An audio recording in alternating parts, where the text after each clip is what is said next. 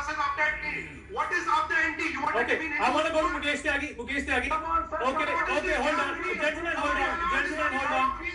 Gentlemen, hold on. I want to go to Mukesh Tyagi. Mukesh, in fact, Murtaza also said in the West also movies have been made, not to offend anybody, but for the sake of creative liberties. He spoke about Martin Scorsese's The Last Temptation of Christ. Mel Gibson, in fact, went on to make The Passion of Christ, which was in fact criticized by the Catholic community as well to a great extent, and ended up being one of the biggest blockbusters of 2003.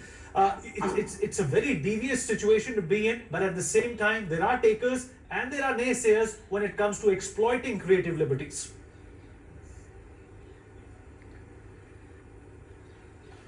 I fully agree with you. There should be cinematic liberties, but the point is, if you have a criminal intention, which is called menswear under the Indian Penal Code, if that is your intention, that's objectionable. Now, what happened to Da Vinci Code? Why the Keralite Catholics protested against Da Vinci Code? Why Salman Rushdie's book Satanic Verses was banned in India? Why number of instances I can quote you where the selectivism has been demonstrated by these intellectual elites. So there is a devious design to create a communal disharmony in this country. And that's why I am objecting to it. Why Majidi's film, Messenger of God, in 2015, why that movie has not been allowed to release in India? What has happened to all the critics and the champions of the cinematic liberties? Why didn't they raise the voice? What I see, there is a communal fault line, which is very, very conspicuously manifested in their intention. And that's why I'm objecting, because you have been continuously, like one of the speakers said, PK, the way you mocked upon Bhagwan Shiv, there is a limit to it. Rahim Masoom Raza, of course, wrote a Mahabharat, and my entire reverence to that man. But now, there is an agenda right now, which is operating in this country. Since Mr. Modi has taken over, there is some kind of a restlessness to destabilize this kind of a new narrative, because under secularism, you have subserved, you have trampled upon the sentiments of Hindus. Now the time has come to say no to it.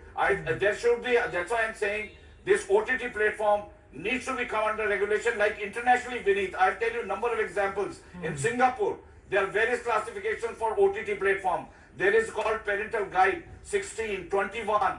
They can block from remote sites. There is a control in Turkey. There is a control in UK, which is again democratic country. President Donald Trump's account was suspended by Facebook and Twitter. Is it not a breach of, but they are the largest democracy. So there has to be, you cannot just say you can sweep all the scandals under the carpet, under the garb of cinematic liberties. 92 has to be operated. IPC has to be imposed on these guys. Otherwise, there is no limit. They may be mocked upon, and they are legitimizing JNU protest, which is a Tukle gang. So there are multiple agendas, which is you can see in this. I understand your point. I understand your point, and Ashwini, it has got a clear agenda. Ashwini, there have been instances in the past where governments also have paid heed to the sensitivities of the creative arts. If you remember Taslima Nasreen's book, Split in Two, Dikhan Dito was banned in West Bengal in 2003. The Satanic Verses was not only banned in some of the Muslim countries, in fact, it was even banned in certain European countries as well,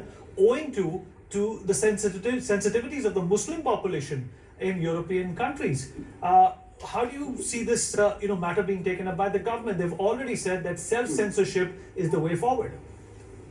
Yes, Dilip bhai, I would like